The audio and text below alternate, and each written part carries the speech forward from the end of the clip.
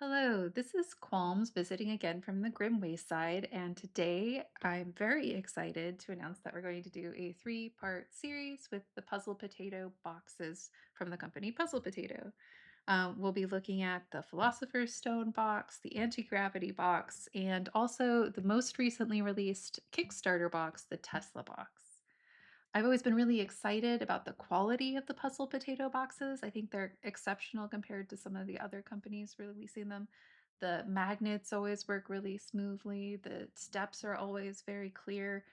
Most of them make a lot of sense. And there's some really challenging puzzles, especially in the Tesla box. The Tesla box is probably my favorite puzzle of all the puzzle boxes that I own. It has some of the most creative mechanics involved in it. It actually has a magnetic dynamo inside that for various parts, you actually need to power up the box. So it's very unique amongst the other puzzle boxes that are on the market today. So we're going to go ahead and work on the Tesla box today. I'm going to go ahead and push these other two out of the way. So I'm excited to start with the Tesla box. We did have a request for the solve for the Tesla box. The Tesla box is my favorite of probably all the puzzle boxes that I own. It has some of the most creative puzzles and some of the most complex mechanics of all the boxes. So Puzzle Potato itself, just flipping over the box here, there's a short biography of Nikola Tesla. This is a picture of the bottom of the Tesla box itself. And then in terms of the difficulty of the box, it's considered a 4 out of 5, and I would say that's pretty fair. There's a couple puzzles in there that not only did I not pick up on without a hint, but like took me a little while, admittedly, to wrap my brain around until I could finally figure out what they were talking about or what they intended. Um, it has no batteries needed because it is its own battery. It's a very cool mechanic. So it's considered about 120 to 180 minutes solved, and that's pretty, I wouldn't say that's generous. I say it's a pretty tricky puzzle. It's definitely a very cool puzzle to have. In terms of the price right now, you can purchase it for $70. I know that's extremely expensive compared to a lot of the other boxes, but I don't think it can be understated how much I love this puzzle box. I think at 70, if you're a true puzzle box collector, it's actually worth the price for this particular box. So they always have lovely packaging. The boxes are have very lovely, consistent imaging on them. The pictures are very clear. I like how they present their boxes. And so if you're keeping them on a shelf and you're keeping them in the box, they're also very nice boxes. Oops. So it comes with a little brochure thing. You don't actually need this for any sort of information, but it does gives you the QR code if you want to find some hints. Like I said, there were a couple puzzles that I was doing the hard way, and then there was one puzzle where I just couldn't wrap my mind around it when I first got it. So I did end up using the hints for that. Okay, so the ultimate solve for the box is you're going to want to be able to remove the top of the puzzle. In order to do that, in order to spin this particular gear, you have to release each four corners. So each of those four corners, there is a clear acrylic switch that while the box is unsolved will be up in the locked position, and as you solve each side they will drop down into the unlocked position, and once you have moved all four of these corner sliders down, then the top of the puzzle should be released. The bottom of the puzzle is where the dynamo is that allows you to charge up the box. So when the lights actually turn from white to green, that tells you that it's sufficiently charged in order for you to use it for the puzzles. There's several puzzles that involve using the electricity in the dynamo, in particular ones that allow you to determine what symbols are heavier or lighter than the other symbols, which are useful at various steps. There's also a button puzzle that requires the same ability to use electricity. So it's a little noisy, and it can be a little frustrating when you run out of power in the middle of a solve. But it's not difficult, and it is very cool that this is actually a built-in mechanism of the puzzle. I think that's incredibly unique amongst all of the other puzzles that are out there. So the puzzle starts here with the start switch, and when you do that and click it to the side, this little piece, the first tool comes out. Most of the tools are held in with magnets and they're held in really well. One of the things I love about the puzzle potato box is that none of the pieces seem to come out without reason. There are a few other boxes that I've gotten. One in particular from ID Venture, when I opened the box, I thought it was broken because there were a bunch of loose pieces in the bottom of the box. It turns out those were intended to come out, but just by virtue of like shipping and jiggling that happened and as it was coming to me, those pieces had fallen out by themselves. It was a little frustrating. So I will say that one of the things I love about the puzzle potato boxes is they're such good quality. All of the pieces seem um, sturdy in the way that they're held in, and a lot of that is because they use a lot of really clever magnets. These magnets not only keep the piece in, but they're actually used in the next step of the solve. So to start the next side, you find the matching symbol. There is a little metal pin that comes out, and you balance this on you balance the scale on the little pin that has the scale picture on it. And what you need to do first is you need to weigh each one of these little switches to see which one's the heaviest and which one's the lightest and how they are ordered in between.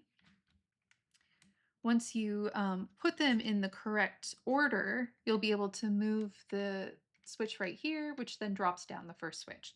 But there's two sides that are required in order to solve this step. So the first step is solving which one of these is heaviest and which one is lightest. And you do that by taking these, and actually there's a ball bearing in the switch. You put that onto the end, and this little magnet is enough to hold that ball bearing in place long enough for you to actually weigh it. So in order to do that, you actually have to put it on the pin here and then let it spin, and you can see which one is lightest and which one is heaviest. So light, heavy. And then you continue on through the rest of them.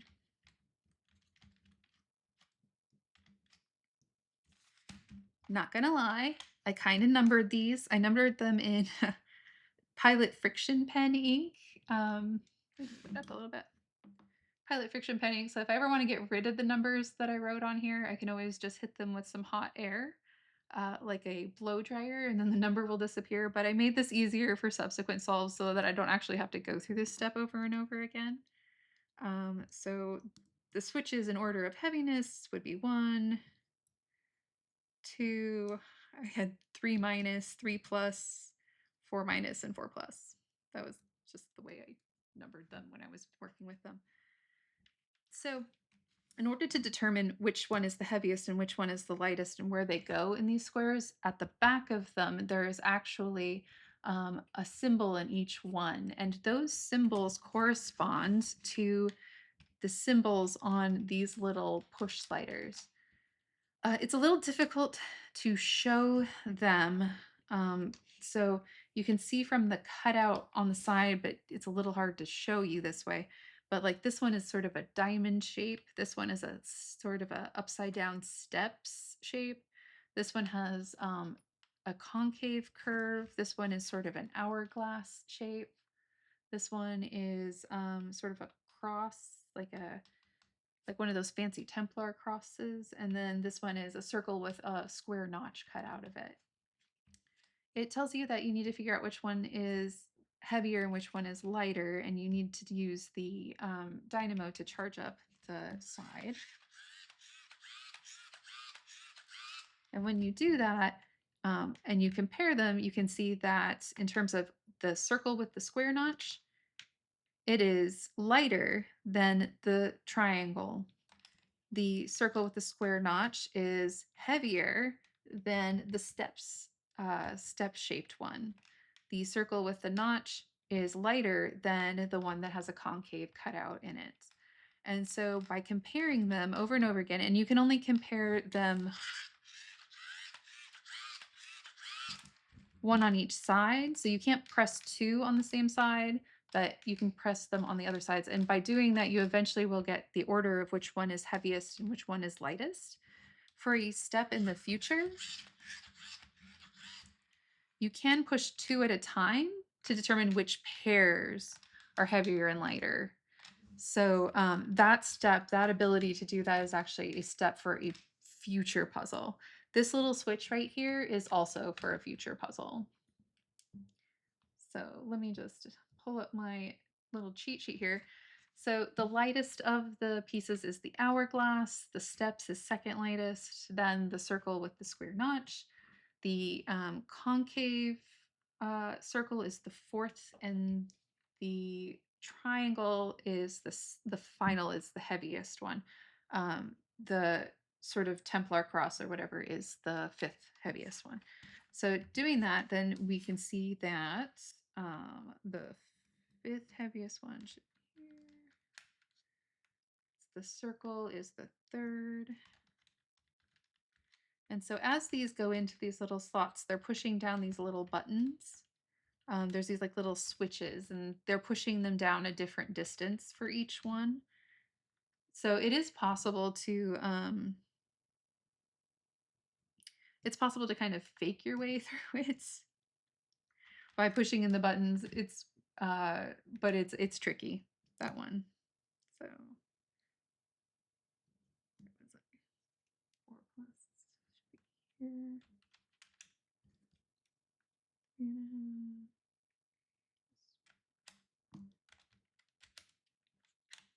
Yes. So once you have them in order according to the symbols, after you found out which weight equates to each symbol, then you slip this slider towards the arrow on that side and it drops down this corner. So this corner is now loose.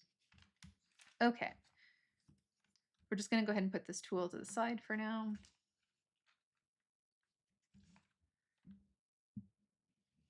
So in this particular one, the first thing we need to do is we need to release the little switches. And we do that by pushing this bottom one over.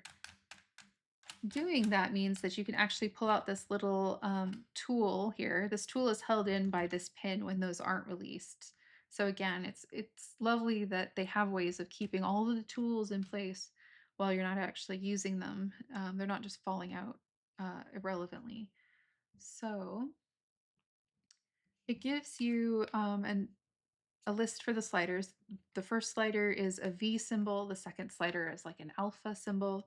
The next slider is like a cursive F. And the last slider is an omega. Those probably mean something, and I don't know what they are, but they all start with a value of 0. The scale on the actual sliders is 2, 1, 0, -1, -2.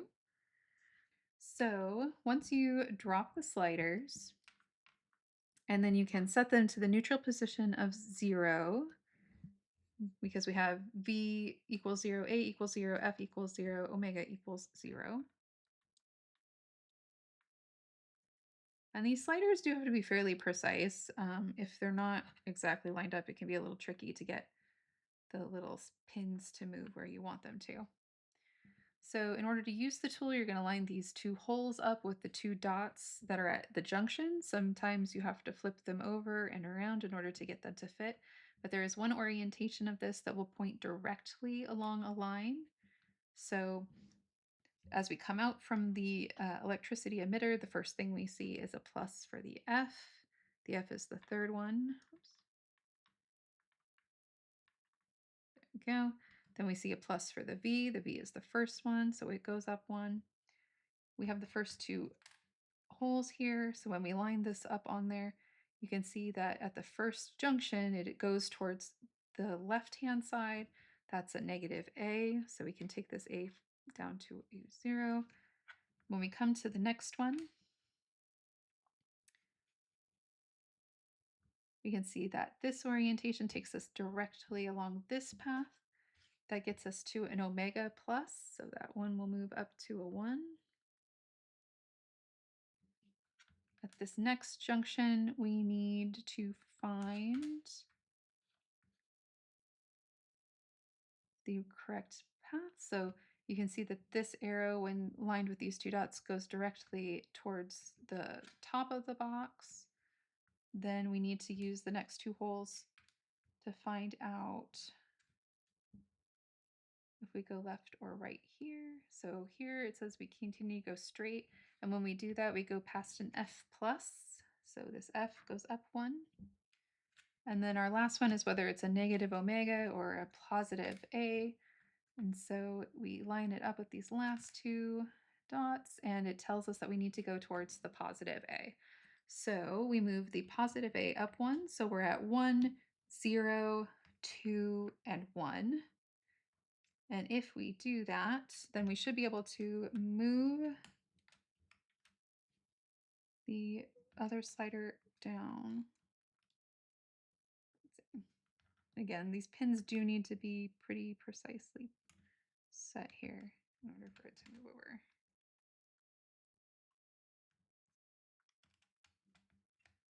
Okay, there we go. Now that they are both following the arrow that goes that way, and this corner can go down. So I'm gonna set this little tool we won't use again. I'll just set it to the side so we don't lose it for now.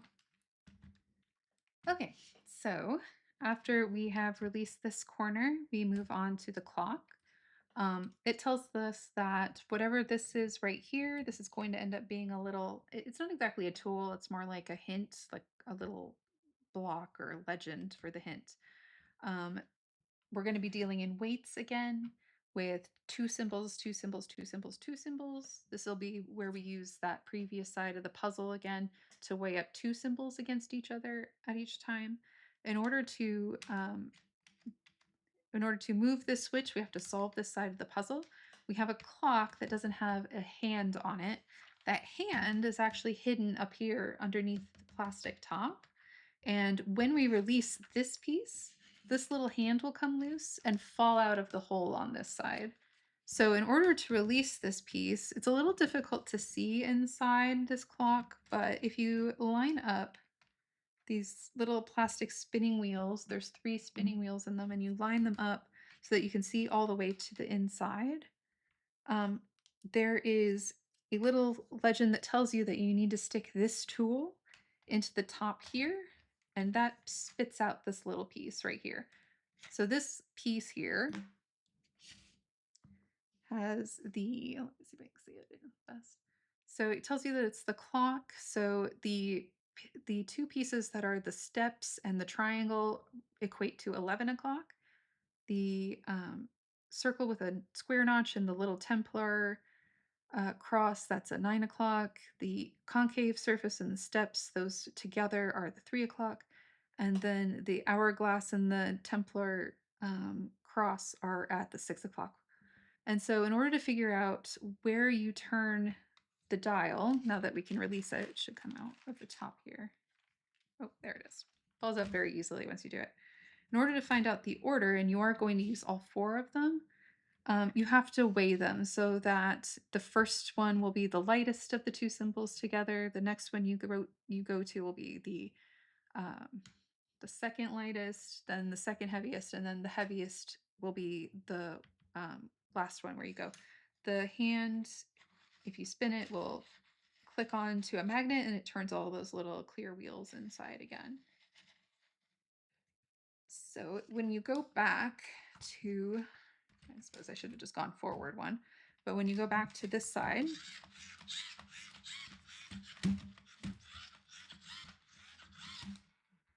and you press 2 at a time on each side, it'll tell you. So for example, the steps and the triangle together versus the cross and the circle with the cutout. The cross and the circle with the cutout is lighter than the steps and the triangle together. So the 9 o'clock is lighter than the 11 o'clock. And when you do that, when you compare them, you'll find out that the first one, the lightest one, equates to the concave and the steps together. So that's the 3 o'clock that you go to first. The second heaviest is the 6 o'clock, which is the Templar cross and the hourglass together. The third heaviest is the 11 o'clock, which is the steps and the triangle. And then 9 o'clock is the heaviest, which is the circle with the Templar cross. When you do that, you should be able to move this switch over. gets a little stuck if it's actually not vertically oriented. But this little switch moves over, which then released this corner piece over here. Okay, so once you get to this side, which we've already used the electronic mechanism to weigh these symbols twice, we actually switch this little switch over, and the symbol that appears in the window is a go back symbol. So we actually have to go back through the other sides, and we're going to reverse what we did. So we go ahead and we unslide this button over here. The corners still are down. Then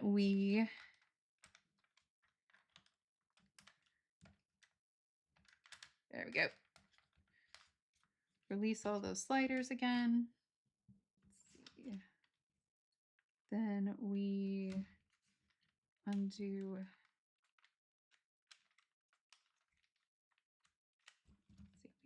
Let's see.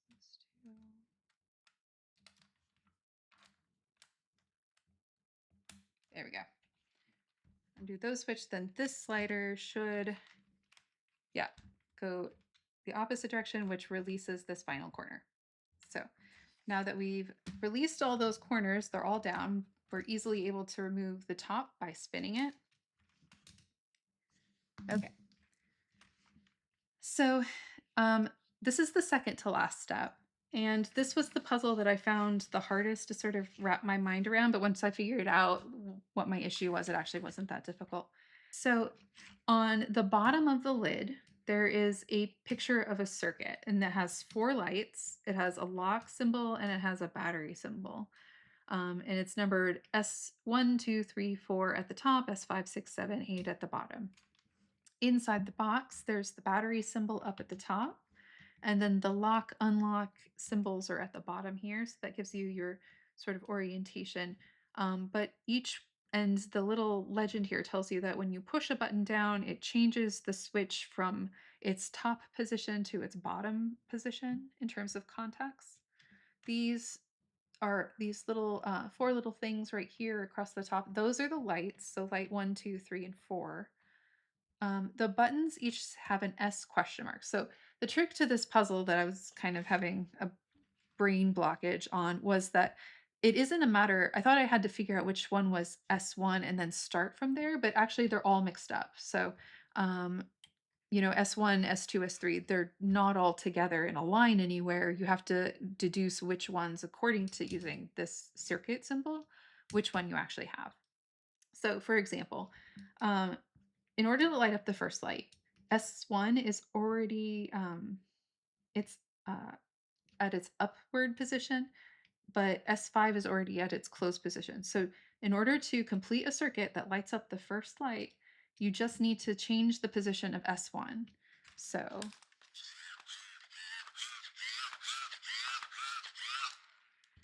we just need to find which one lights up the first light, and then we know that that one is S1. We know that if we can then change the position of the contacts for S5, that it breaks it. So if we push all the buttons, only one of them turns off the lights. So we know that that one is S5 because S5 is the one that can break the connection with S1.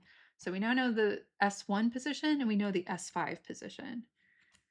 So for the second one, and basically, what you want to do is then just go through and try and figure out which combination of buttons means that you can light up the second light, then the third light, and then the fourth light.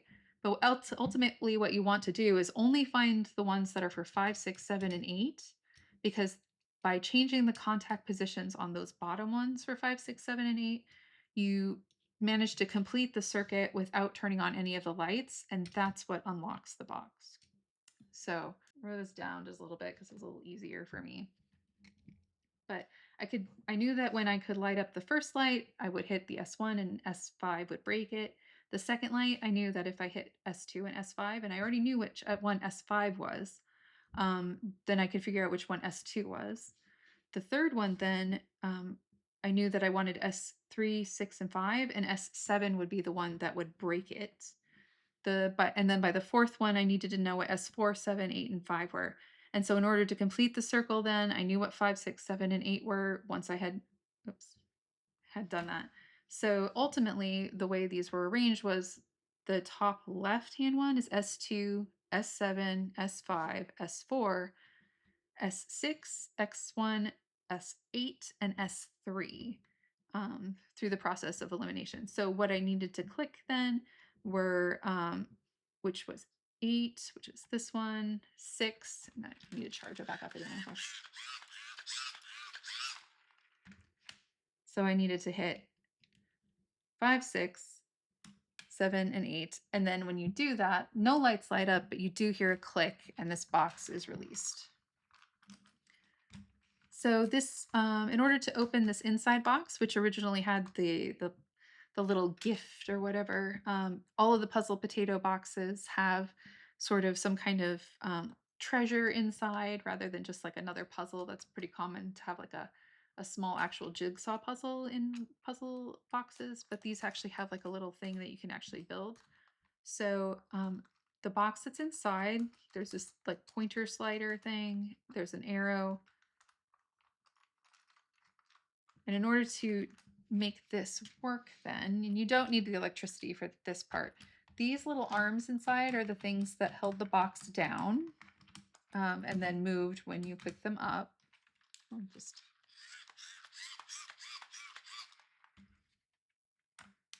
you can hear those click when you do that. There is, let me see if I can get it to show up. There's an arrow that points down and there's 4 magnets in an array there. And that matches the box. If you flip the box over, then you can see that there's a matching arrow. So you put that box back in its flipped position, and you can use that to pull. Then it releases this piece that slides up. And then with a little finessing, you can get this piece of the top to come out. And then inside that were the pieces to make this mini Tesla coil. Let's see if I can get the thing to, yeah. So the mini Tesla coil, I already put it together. Those pieces, let me see if I can put it. We bring out our little friend, the Kickstarter. So this was the mini Tesla box model that came with the Kickstarter. And I found that it is, although I cannot put the Tesla coil back into this box once I built it, it does fit perfectly inside of this little miniature Tesla box. So the pieces that come out, you constructed, there's sort of like this round platform with a plus. There is a little LED that's in there. You stick this acrylic thunderbolt or lightning bolt, I should say, into this piece up here so that when that light turns on, it lights up the little thunderbolt. The wire wraps around, and then you have these 3 contact positions. Oops.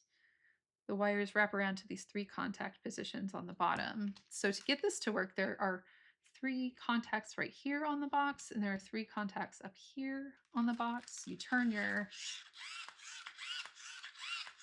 Dynamo to charge up the box again, and when you put them on here, there we go. The little light turns on. So it's not like a displayable thing or a functional thing, but it is kind of just a cute piece of science magicry, I guess, that comes with the box. So again, this whole thing doesn't really fit very well back into the box once you've constructed it. I had difficulty getting it back in there and then getting the acrylic to go back up on the top. It just doesn't fit very well in there, but it does fit into that little miniature box. So that is the complete solve then for the Tesla box puzzle. So I hope that those explanations were sufficient to understand the way the box worked. Again, I love this box. I think it's the most clever thing that I've ever managed to work my way through. The quality of the build is so good. Like everything works just like once you realize how you're supposed to use it, it works exactly like you think it's going to work. The build quality is really high. I just really love this box. It makes me excited every time I work on the puzzle. So the only thing left then is to unsolve the box. So I'll do that silently and maybe you can watch this video on fast forward while I go through the outro. Thank you for joining me for another Puzzle Box Solve and Review. If you're interested in more Puzzle Box content, please like the video, subscribe to our channel, and hit the notification bell to be notified of our future videos. Take a look at the description below to see a complete list of my puzzle box collection, and if you're interested in our other doll unboxing videos, check out our channel and playlists. Comment with your requests and your thoughts. Your support keeps us motivated. Hope you enjoyed the video. Okay, so that was the Tesla box from Puzzle Potato. Again, my probably number one favorite box, even at the hefty price of $70. I definitely think it's worth it. I love the little mini cube that came with the Kickstarter. I think it's cool that every time Puzzle Potato gives you a puzzle, they give you something to make or something a little special inside versus just like another little puzzle to solve. And I love the boxes that they have a display. I think this aesthetic of the laser cut wood is always my favorite. I love how they also use acrylic more than any of the other companies do. I think the use of materials is very aesthetically pleasing as well. So definitely, if this was within your budget range, or if you have somebody who loves puzzle boxes and they want a real challenge and something that's really novel and nifty, I definitely recommend this particular box.